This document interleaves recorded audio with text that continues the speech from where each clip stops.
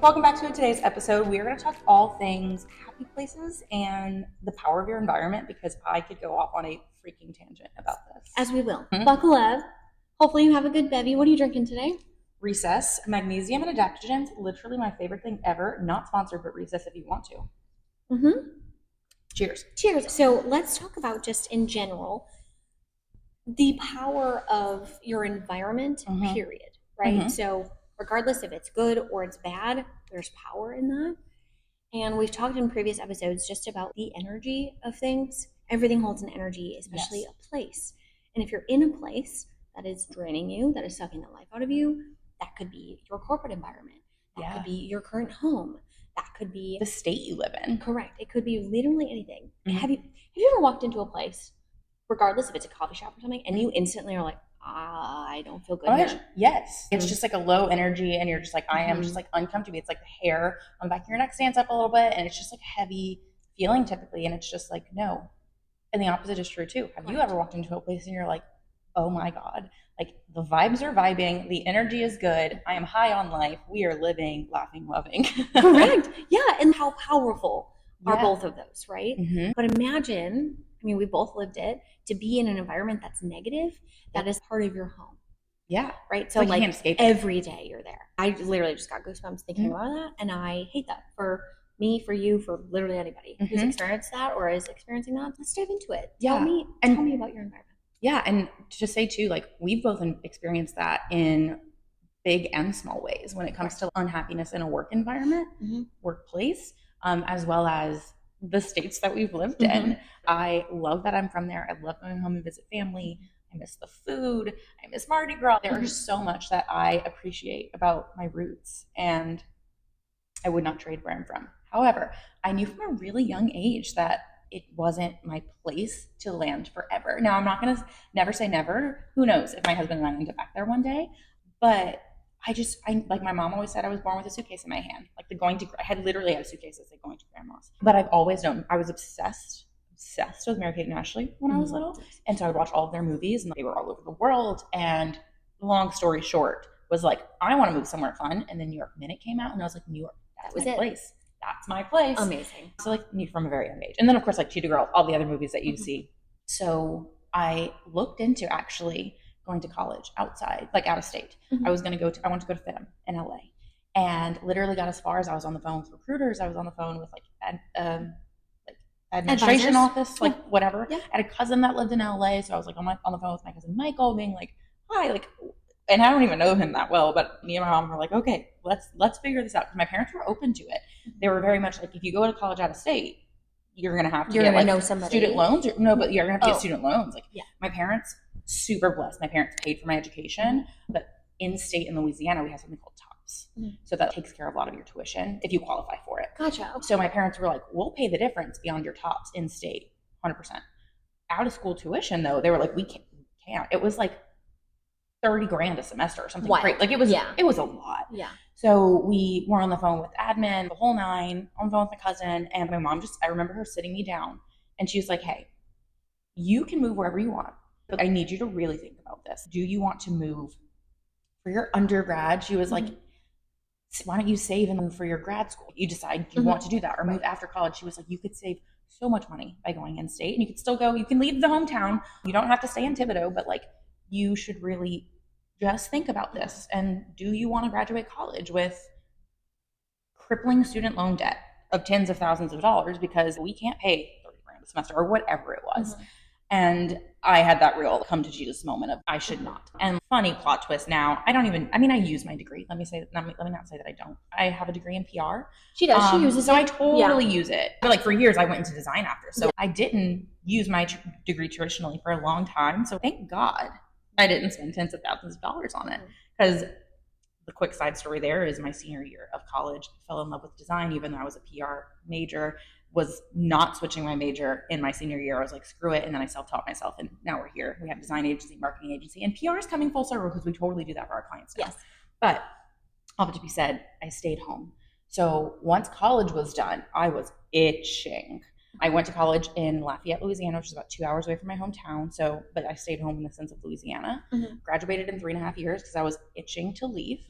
And for my graduation trip, me and my best friend Heather graduated at the same time. Our best friend Emily had graduated the semester before. My husband was there too. We all lived together. We did a graduation trip to DC, New York City. And yeah, those were the two stops. And I had already known I was moving after graduation. I just didn't know where. New York City was always on my heart. I always knew I wanted to be there, but we considered LA for a little while, considered Austin for a hot second, considered DC for like a really hot second. And then I went, I'm not getting into politics. I don't need to be there. Yes. And in New York, I have a picture of this exact moment. I was on a rooftop in Midtown overlooking the city. It was like a rooftop of a hotel. I had a glass of champagne, and me, my husband, my now husband, we were just dating at the time. He actually proposed to me on this trip. That's all. Literally best story ever. I had not gotten that ring yet, though. Mm-hmm. But so this was like the day before. We were on a rooftop just overlooking the city with champagne. It was night out. It was freezing because it was January. Me and my husband were having a quiet moment, and Emily and Heather were kind of behind us, like sitting somewhere. And we were overlooking the city, and I was like, this is it. I was like, this is where, and I keep thinking about it. I was like, this is where I want to be. And this is where I want to be with you, and this is where I want to grow our lives together. And my husband is really into fashion. And that is not the industry of South Louisiana, especially tiny town Thibodaux, Louisiana. So for him, it was also the perfect place. And, you know, we had our big talk of like, are you sure you want to move? But I remember just looking at him going, this is our place. This is where I want to be. And he said, okay, Brooke, if you can figure out how to move us here, let's go. Not in a way that he doubted me, because I am a ambitious and stubborn. I was going to say, I'm going to figure this out. Yeah, the second he said that, you're like, that. I don't think he thought I would come up with a plan as quickly as I did, though. So within 72 hours from getting home from this trip, I had a spreadsheet. Apartments were found. Everything was done. Figured out. Did I wrongly do a lot of this math that we learned a year later? Sure. Life was way more expensive there than we expected. But I had found multiple apartments. I had found just all the things. And I went, here's the plan. We need to save this amount of money. This is the time that we can move. This apartment is available. I absolutely adore it. I've already reached out to leasing. Obviously, we can't sign a lease without both agreeing on this. We need to sell cars, all the things. And I remember Alec was like kind of dumbfounded. He was like, because it was like 72 hours later. And I was like, newly engaged, right? Newly engaged. He's like, what am I hitching my horse to? But he was game. He was like, okay. So I remember when we sat down our families and we told them, and my family was definitely not surprised. His family, also not surprised, maybe a little more surprised, because Alec, newly into fashion, years before that, we would not have expected, you know, he loves Louisiana too. So, but our families were super supportive, which is such a blessing. Alec's family even let us sell his car at the time, which was their car. Like, you know, parents give the car. My car went to my little sister. His car we sold, and that was half the money that we used for moving. So we moved to New York City 5 months later, essentially. That, like, we did our trip in January and we moved May. I want to say the exact day was May 24th. And we moved to New York, sight unseen, with our apartment the same year. So this would have been 2017. 2017. We moved to New York sight unseen. We just found an apartment online. We got a FaceTime tour of it from the leasing agent. Signed, way too expensive, but it was lovely. Moved sight unseen with 2 suitcases, 2 cats, and each other. And really also super blessed. My brother, his wife, his family helped us move. So we were also able to snag like one of their suitcases on the flight, and they just kind of helped us get settled in. And then my parents are amazing and drove a couple of our other sentimental things, but we did not move with furniture or anything. We started fresh, and it was incredible. And we've really never looked back. Moving to New York, I truly contribute to what has made me the human I am today, and the same for my husband. We were truly able to figure out who we were without all of the conditioning, and I don't mean that in a negative way, but the conditioning of your hometown and your familiar environment. Because, you know, we are all born in these little tiny corners of the world, and typically it's of like mind in those areas, which again, nothing wrong with that, but like you grow up hearing that the narrative that you grow up hearing, and it's not until you leave that and you put yourself in a new space and a new place that you know nobody and know nothing, that you really get to go, oh, okay, so that I learned from hearing maybe my parents talk about it. What do I believe? Right. What do I think? And that's how these people live, and that's how this community is, and this culture is different. And getting to see all of that is incredible. Yeah. And you see it when you travel. I've always been a huge traveler. Studied abroad in college, did like cool. But traveling is one thing. It's a 1 week, 2 week period of time. Moving somewhere is so different. Yeah. So it was incredible. Amazing. So then, switching gears a little bit, you moved, you were there for a couple years, five? Yeah. I was there for 5.5 years. And one other thing I'll say on that, New York is the place that I went on the journey of figuring out that I wanted to quit corporate. Because it was in college actually that I had the first like premonition, if you will, of, oh, seeing these two girls online who worked from their laptops and traveled the world. I was like, wait, that's dope. I want that. Because I've always known that I didn't want the typical life. I've literally always known that about myself, even though from a young age I didn't know exactly what that meant for me. And I've gone through many iterations of what I want to do with my life. But I was always too scared to make the leap of quitting my job and just grow up starting my own business. Like, what? Like, no one in my family did that. My dad went to law school. My mom's a teacher. They have incredible, like, they're, they did traditional, really, what's the word, responsible and like respectable careers. And that was incredible to see and grow up with. It gave me a really good work ethic. However, I was like, I don't want that. I want something different. And I didn't know what that looked like. I was always too scared. So in New York, and we can go through a whole quitting corporate episode. I won't go through that whole story here. But New York is what really gave me just the vision of seeing everyone has a dream there. Everyone's going after something there. There's an energy there that is just unmatched. And I haven't experienced it in any other city. And you either love it or you hate it. Right. Because it's not for everyone. But New York is basically where I finally had the moment of quitting my job, going after my dreams, starting the business, taking the risk, taking the leap, and would never look back. But I was there for 5.5 years, and then my husband's job moved us to Dallas, which is where we are now. And it's definitely a different experience. Yeah. And we made that decision together. We stayed in New York through all of COVID, and that was definitely a funky and weird time. Like, it was very shut down, and it took a hot minute for New York to get back to the New York that we fell in love with. So when the opportunity came for Dallas, we were like, yeah, maybe our time in New York is done. We've loved it here. We've always said we would only live here for 5 to 10 years because we want children. We don't have them yet. But we had never really concepted the idea of raising kids in New York City. We were like, what, they're going to play on the roof? That's weird. Because it's so different than what we grew up on. I grew up literally roaming through pastures, So we were like, yep, it's time. And Dallas is about a 7-hour drive from our hometown where both of our families live. So we're like, it's going to be so much easier to travel home and see family and do all the things. And it has been, but it's not our place. And the point of this episode is to talk about the power of environment. And I think we've all had experiences in workplaces, homes, whatever it might be, but getting to really experience the vast difference between the electric, energized motivation, inspiration. And hey, it wasn't all good times. There were hard times in New York City. Right. It shaped us in good, bad, ugly, sad, stressful, happy, all the things. But there is just a vast difference in the energized, energetic experience that New York gave me, especially in running a business, versus Dallas. And there's nothing wrong with Dallas as a city. It's just not our city. And it's really been the biggest lesson in power of environment. And it was very much like when he took the job change. Yeah. I remember you guys were both like, you know what? It's an adventure. And this is a part of our story. And if it's awesome, amazing. If it's not, also amazing. And that is kind of the power of like, you've done it. You've taken those 2 suitcases, 2 cats to New York City. And so you're like, I could do that again. Like, you lived that, you proved that worked for you. And if that came another time, I would probably be one of the first calls where you're like, let's go. It's happening. We're moving back. And I think there is also power in general because your place has changed. Right now, your place isn't really New York. Your place is with Alec. For sure. And then our place is New York. Yes. Yeah. So I could say the words New York City and I feel the energy shift in Brooke. If I say, Alec too. Yeah. And it's really, really special. And, but it is different because you can just tell that Dallas isn't your place and that's perfectly fine, but you're finding your place while it's not your place. Yeah. Does that make sense? And it's so funny that you say you can even feel energy shift with me because so we could talk about it. My husband and I are planning to move back to New York because it is our place. And we have decided our kids can play on the roof. They can deal with it. Yep. They've decided. We'll ship them home to Louisiana for Louisiana summers on the bayou. You know, like they'll get their roots.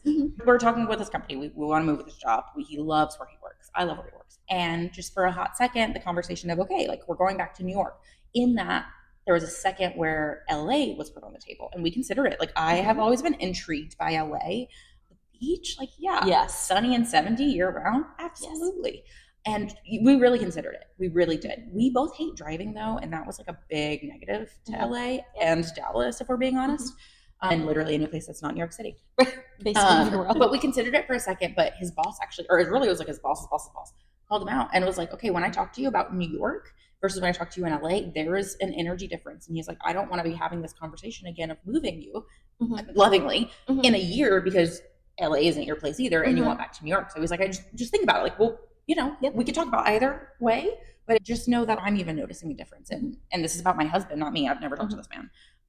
Alex energy when talking about New York and just our love for it versus literally any other city in the US at least. Yeah, and that's special.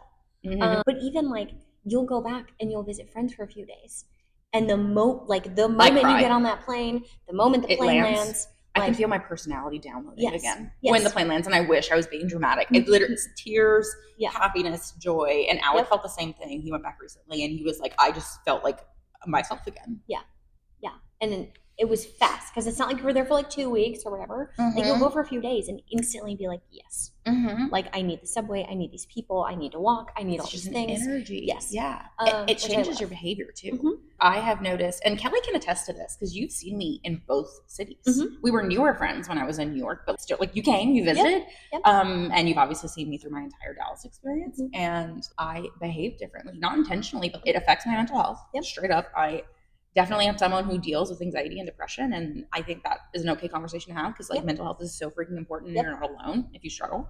But like, even this sounds so silly, but for me, I get like text message overwhelm. You know this.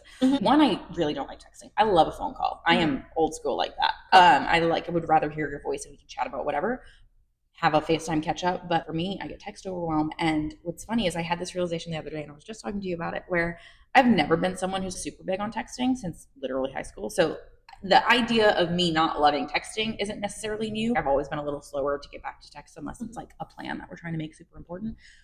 I'm like, I'm just going to chat on text typically. However, it is so much worse in Dallas than it ever was in New York. And I genuinely believe it's just a piece of environment. It's just another thing. Like the anxiety is worse about it, everything. And it's so silly. It's just a behavior, but it's just this tiny thing where I look back and I go, I've never it's never been this severe before. Like in New York, it would take me like 24 hours to answer your text, maybe 2 days, not like a month. Really, this isn't everyone, but like it's just the truth. So it's just interesting. And I think part of it too is like I'm very fueled by humans. Like I am definitely an extrovert. I would say I'm an introverted extrovert because I love solo time. It's important. I need it. I think we both are. We both have that. But I actually recharge with people. Whereas some people, like their battery drains with people, I recharge with it. And I have reclused like no other in Dallas. Since it's on our place, we have met some incredible people there, and I've gotten to love on them. I'm so excited. One of them actually just left me and moved to New York. But love you, love. But I don't hang out with people as much. Like in New York, I was with people, not just because I was in corporate for many of those years. And even when I wasn't, then I was meeting people like at co-working spaces, whatever. I was with people in person, hanging out, friends at least twice a week, at least. And even just the commute. Like there's still like human beings around you breathing the same air. Versus like having that passion for what they're doing. Like you feel that. Yep. Instead of like waking up, going to your desk, I'm the main person you talk to, which like cool. Also, and my cats. It's also, and they don't talk back yet. Yeah. If they do, I've lost it. But I would actually love that. Everyone check on her. But in all seriousness, even when you go to a coffee shop now to work for a couple hours, it's still different. Yeah. But it makes a huge difference in a positive way. Like it makes a huge difference. Like you call me out and I love you for it. Alec calls me out. He's like, you haven't left the apartment in 2 weeks. And I'm like, I know. And that's so not me. To go from being the human who would have friend hangouts at least twice a week, and that's not even counting the FaceTimes I would still do with friends who didn't live there, to hang out with people in person. Oh yeah, my husband, and I love him dearly. He's my favorite human. But like other humans, I probably maybe like once a month now, if that. There are points where I go way longer than that. There are points where I don't leave my apartment for 2 or 3 weeks at a time, and it's just so wild. And it sounds as easy as get up and leave, and believe me, we're trying, but it's just a moment of like your environment makes all the difference. There's just an energy shift in you and your productivity and how you behave, and it's fascinating to have experience both sides of like such high vibe, high energy, in love with it, and not your place. And sure, there are things you can do to make it better, working on that constantly, but it's just interesting. Yeah, everyone has a place. We've both done the cross country move. We've both done all of that, but very different reasons, very different experiences. What about you? How has your experience been with environment and how it changes you? Yeah, I mean, I grew up in a very small town in Wisconsin, and similar to you, I love it. Yeah. Not my place. But when I go home and I see my friends from there and I love on my family and eat cheese, Be enjoy. merry. Yeah, it's a whole thing. You go into your that's childhood Kelly persona is really happy right now in that environment. And I'm blessed to have that. I was blessed to have also a lovely family that I'm excited to go home and see. Yeah. Like those types Yeah. of things. Oh my God, I love visiting home. Yeah. But it's also the point that it's a visit. So there were multiple times. I obviously in high school you're living at home, and then I went to college only like 45 minutes away, and loved it. Lived on campus, so I still would see my family pretty often. At the moment. Yeah, the college that I went to, University of Wisconsin Whitewater, it was called like a backpack college. So a lot of kids didn't live more than 2 hours away, and almost every single weekend they would go home. And so for me, like there were things that I did on campus. Like I joined clubs, I joined a sorority. I had to get myself into a different situation. Otherwise, I would go home every weekend. Yeah. I was engaged to my high school sweetheart for a while, and he lived in my hometown. And his plan was to actually get me out of college and start a family and legitimately move into something very, very small. And I would just be a stay-at-home mom. Bless every stay-at-home mom. I had one. Y'all are amazing. My mom is my hero. But that isn't it for me. Yeah. There's just no way that I would be able to do that. And so long story short, he cheated, left. And it was in that moment that I was like, I don't have to stay in my hometown if I don't want to. So I started dating someone else. We stayed in Wisconsin, but still we moved to the capital, which is Madison, which is just super cute. A cutie, yeah, it's a cutie capital city, and had some roots there, and obviously lots and lots of friends. Lived there for 8-9 years. Loved it. Owned a home and had the picket fence and had the 2-car garage and all of that, and it was incredible. Until I realized that even though I had a dream marketing job, and even though I had the cookie cutter life, white picket fence, perfection. Yeah, that life wasn't for me. And there were lots of things that happened. We don't have to get into my divorce trauma or anything. Bless everyone if you're going through it, because I feel it. And if you need someone to talk to, DM me. But it was very quick for me to know this is also not in my environment. What were those feelings that came up for you? Like, how did you identify okay, I have everything. This should be perfect. What about it? There were things where I would be driving home from work.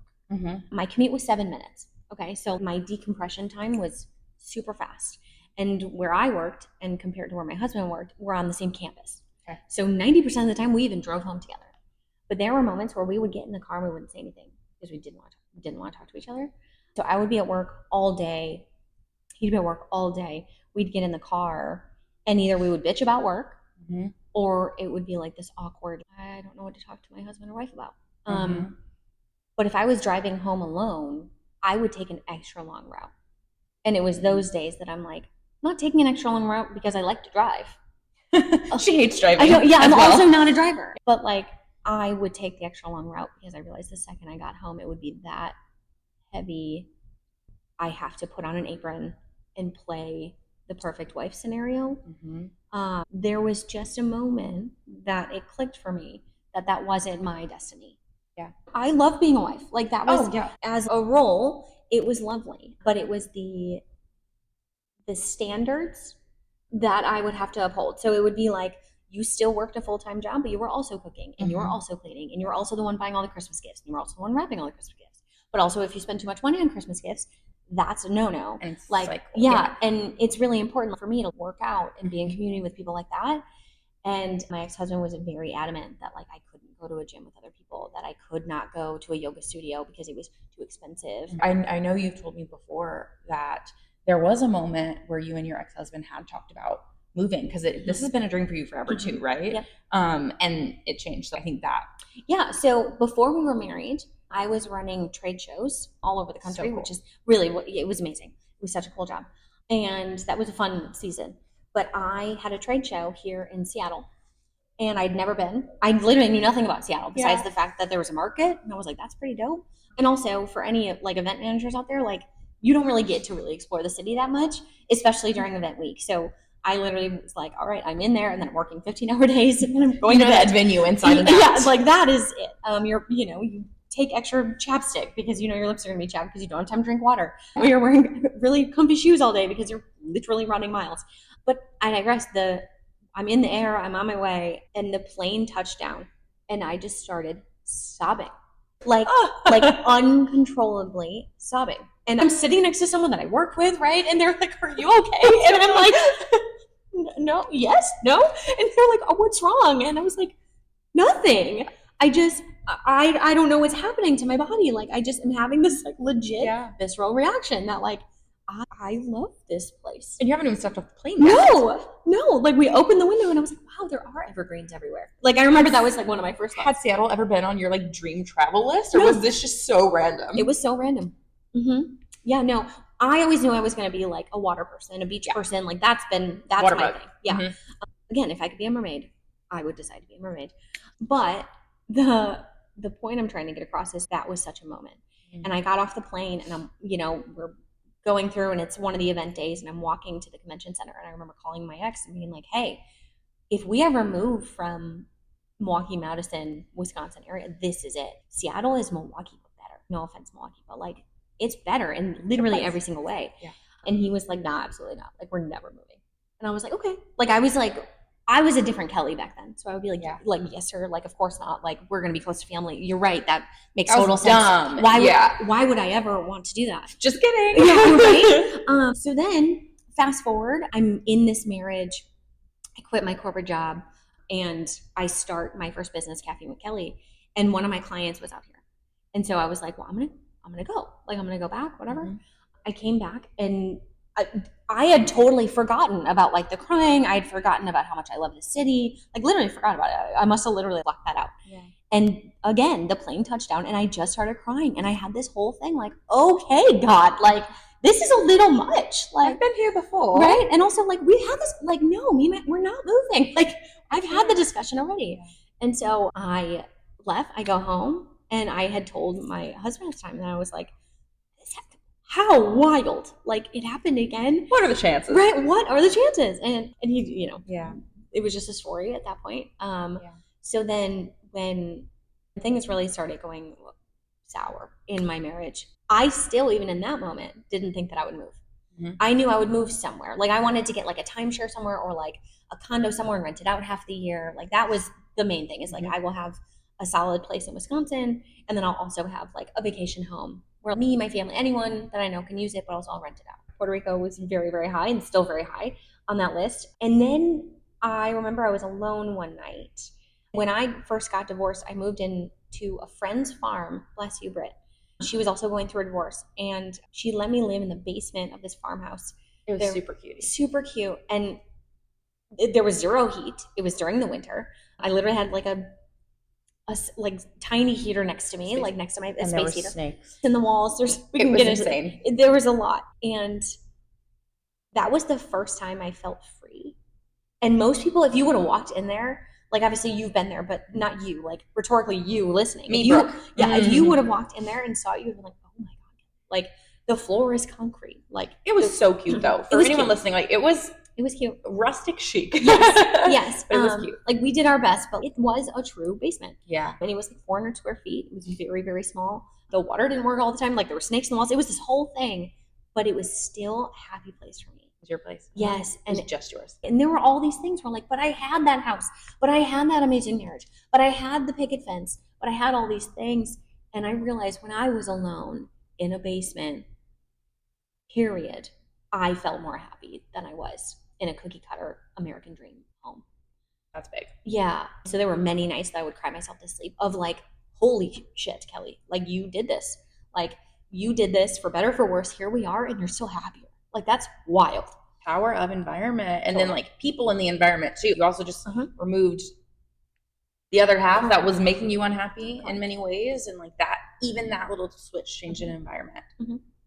And there are a lot of steps like going through that and a lot of emotions and all the things, but I was still happier, which was wild. So then flash forward like less than a year later, I was living at the farm anymore. And I really was thinking like, what do I want to do? So I came out to Seattle just to visit some friends. And there were some friends that were in the city and some friends that were out in the outskirts. And the crying moment happened again. And I was like, can't ignore it this time. I was like, okay, but like, can I can't. That's crazy. You know, like that's crazy. I can't. No way, Kelly. And then I went, but this is the moment. When is a better time? Me and my cats can legitimately live wherever. I remember I was downtown the first time. And that was the first time. I'd been multiple times, but that was the first time that I got like a tour from a friend of downtown. Mm-hmm. Like, here's the Space Needle and here's the market, and driving me around like someone who's lived here forever, bless them. I was like, it's so pretty. Everyone that I met was kind. The food is incredible. The humans are incredible. You get to walk everywhere. I had a whole moment and I was like, okay, what does this look like? Like, for real. So then I went home and I was like, all right, here's the plan. Like, it's very similar to what you did with Alec, but I was like, all right, big girl pants. You got some, you got some money from your divorce, obviously. And what does that look like? How much is it to actually move across country? What is that? I remember the first, like, when you were like really in this and we talked on the phone for the first time and I was like, oh my God, like let's do, I have spreadsheets still from when I moved to New York. We could just erase the New York stuff and put Seattle in. Literally. And so things that, you know, a lot of people don't know is if we weren't friends, I probably wouldn't have done it. No. And I literally mean that. Because it's more of like, I saw that power of your environment change your life. And I was like, if she can do it, I can do it. And Brooke was the person that held my hand, that built those spreadsheets, that made that dream board with me, that literally came with me when I moved. Like, I love you. You've changed my life in like the best ways. Brooke was like, oh my gosh, yeah, you're going to move with 2 cats. Well, you can't do that. Like, I have to come with you. If anyone's ever flown with cats, by the way. Yeah, right? Like, the whole thing. And so she's like, without a doubt, didn't even ask her husband, was like, I am coming to help you. You need support. I am a person that can help you. And you did. And we showed up and none of my shit was here. And so like we slept on the ground. We ate Chinese by the window. Like I had 0 chairs. Like none of my furniture was here. Oh, it was the best time. Yeah. And we were like, all right, well, what do we need? We're going to go to TJ Maxx because you need like a pot and a couple forks. 18,000 Target trips, which I had prepped her for, I will say, because we did the same thing when my husband and I moved to New York. Like the amount of Target trips you make in day one. Yeah. But there are just things that like me as an individual that I wouldn't have been able to handle by myself, even in quiet moments, you were there. And that is everything to me. I love you. I love you too. And same from you to me. Like I could not do life without you. Yeah. But I can't wait. I can't wait for the call to say we're officially moving because I'm going to be that friend that's like, well, I know you have a person, but I'm also coming. Give me an extra bag. Thank God. I'll get a 3rd cat so that like really everyone gets it. Amazing. Amazing. It really is the true power of your environment. Because now even I go back home and I've driven down my old street where my house was one time, like 1 or 2 times since I've been home. And it's a different life, bittersweet moment. There were so many good things, but also that's not mine anymore, which is also a needed part of, I think, a healing journey in general of like driving through your hometown, if that has any negative connotation for you, or driving through whatever has made you feel any certain way, good or bad, because emotions are strong and those memories are always there. And it's okay to face them, like for good, for bad, like being okay to be like, this isn't my place, but what can I do, even just in the daily, to fix it, right? Like, how can I put myself in that mindset and in that happy place moment? Because your environment is everything. Yeah. We're going to talk about that for a second. Things you can do if you're not able to pack up your life and move across the country. Because that's huge. And we are not taking that for granted for a second. Right. We are very blessed. I understand the privilege of that. Yes. But before, what would you say you're noticing or what have you noticed as the biggest difference in your happiness levels, your business, your personal life, your social life, all the things going from one environment to the next? Like what is life like in Seattle? Ugh, I love Seattle. I mean, everything has up-leveled. Like literally everything in my life. I think my confidence has gotten better. I think my boundaries with people have gotten better.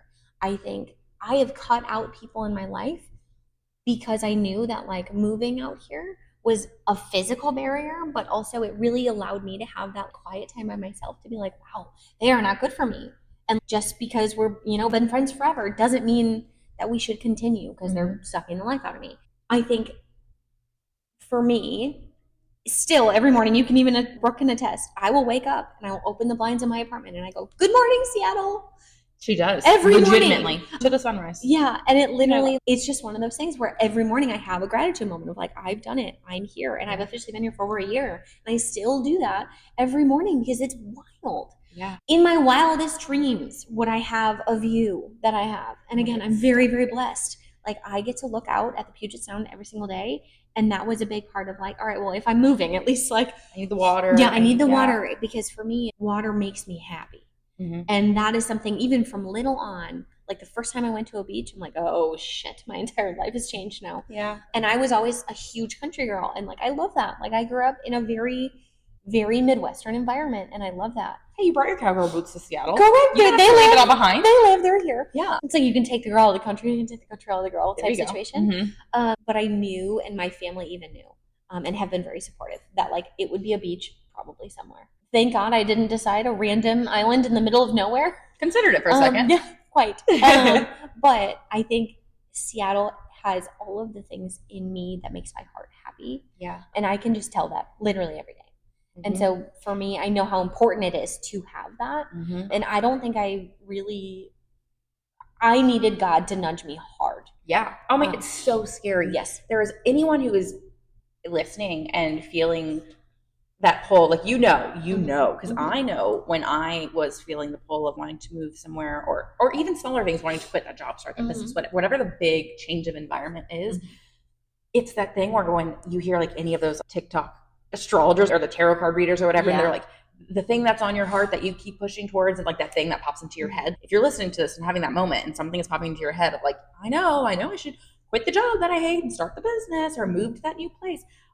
We see you, we know how that feeling is, and it's annoying because it nags you so much, but you're like, oh my God, I'm scared. And like, it's so hard. And like, that's not reality. Like I can't just pick up and leave everything behind and move, but like, we're here to tell you can. You can.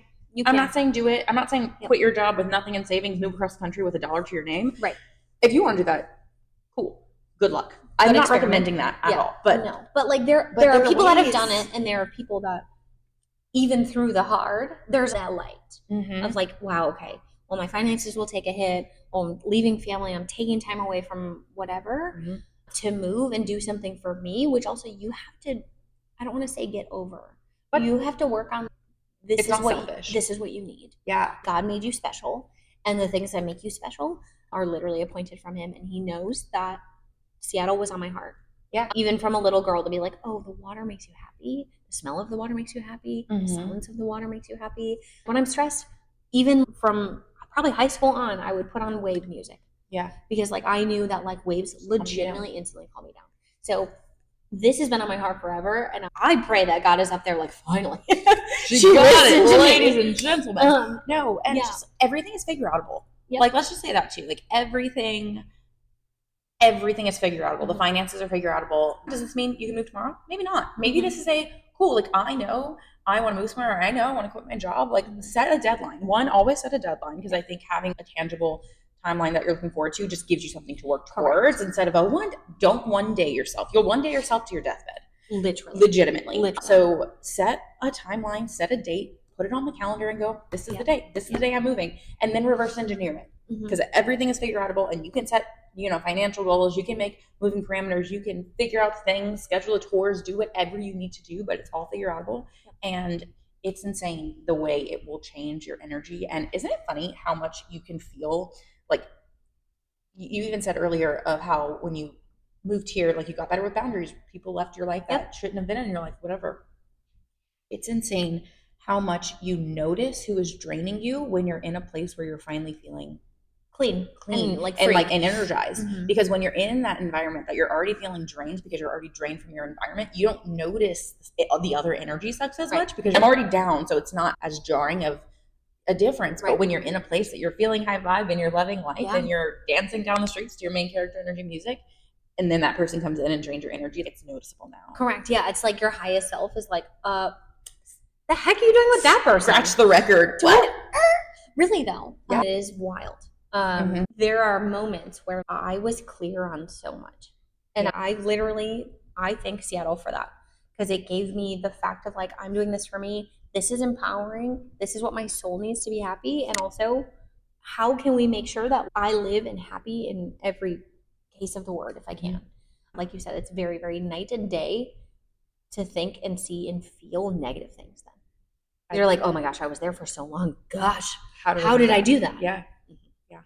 So as we wrap up this episode, I think the final thing that I would love to leave people with, and I'd like to hear your thoughts too, is if you are in a place where maybe it's just not one, again, everything's figure outable, start making the plans, put the date on the timeline. However, in the interim, what are things that we can leave people with to do to make a happy space for yourself, even if you're not in the dream state or in the dream job? Like, what are some practices that you love to help raise your vibration in an environment that is not filling your cup, so that you can raise your vibration to eventually get to the place that's going to fill your cup? Totally. Something that I did for years is I had one of the beach photos that I took on insert vacation as a screensaver on everything.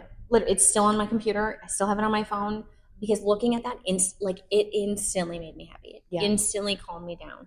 Even if I saw it 100 times a day, it was still that reminder of, that's my place. So that's an easy one. Like, even like a vision board. Yeah, a vision board of sorts, of really any type. It could be a physical one that you see all the time. It could be, I know you have pictures of you in New York, so it's like literally you there, and I know you have ones of you and Alec as a screensaver somewhere. Yep. That is like putting yourself in that place and space that you can feel it, you can hear New York, you can smell it, you can take.